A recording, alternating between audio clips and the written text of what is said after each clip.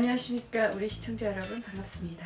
여기는 남조선 말하겠습니다. 오늘은 주제가 한국에서 무서운 순간이 있었거든요. 한국에서 제일 무서웠던 순간이 비 오는 날에 횡단보도 건너고 있는데 트럭이 불법 그러니까 신호 안 지키고 확 약간 내 이제 앞으로 확 지나갔거든요. 나 근데 저기 우산 들고 있어가지고 우산을 치고 지나갔어 트럭이.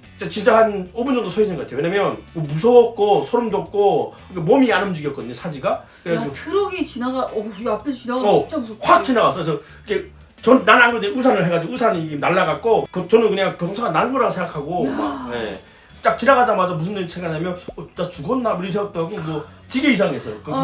느껴보지 못한 감정이었는데 여기가 지옥인가? 네, 지옥인가? 뭐 어찌됐건 지금 사고가 난 것 같아 나는. 근데 느낌이 하나도 안 나는 거야. 이게 꿈인지 생신지. 이야. 네, 그래서 그때가 진짜 무서웠어요. 진짜 무섭긴 하겠다. 살면서 제일 무서웠던 순간이야? 아니죠. 도망 건널 때도 무섭고 뭐 아버지가 잡혀갈 때도 무서웠고 뭐 그런 순간들이 많지만 한국 와서요. 한국 와서. 네, 좀 집중 좀 해주세요.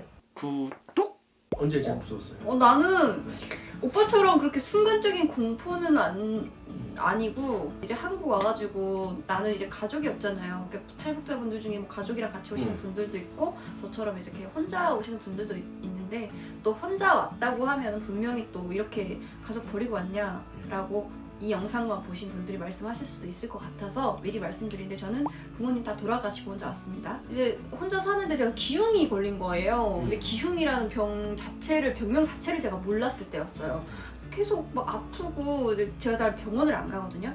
근데 북한 사람들 대부분이 병원을 좀 잘 안 가요. 왜냐면 병원 가봤자 사실 뭐 돈도 안 되고 이러니까 대부분 그냥 자연 치유하고 이러다 보니까 병 막 깊어지고 이런 경우가 많아서 병원을 좀 잘 안 가요.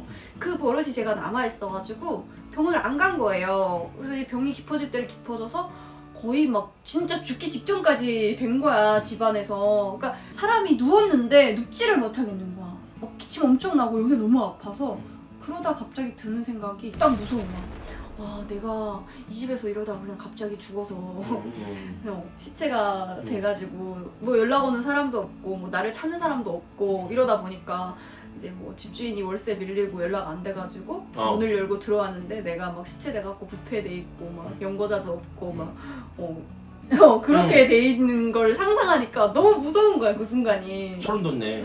집에서 갑자기 혼자서 그런 생각을 딱 했는데 순간 되게 무섭더라고요.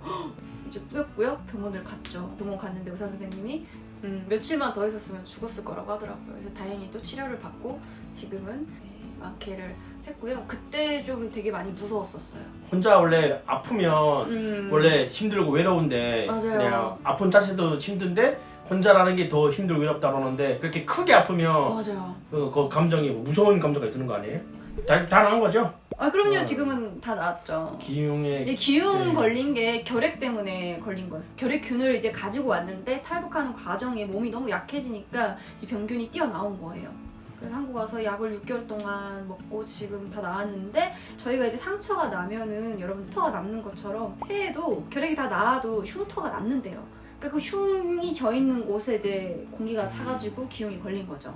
제가 CT를 찍었는데 폐가 여러분들 이렇게 생겨 있잖아요. 그 공기가 차가지고 폐가 위에 다 말라붙어 있었어요. 요만큼 남아 있었어요. 그때 병원 딱 가자마자 바로 수술을 해야 된다는 거예요. 근데 뭐 보호자 이거 쓰라고 하는데 보호자가 없잖아요.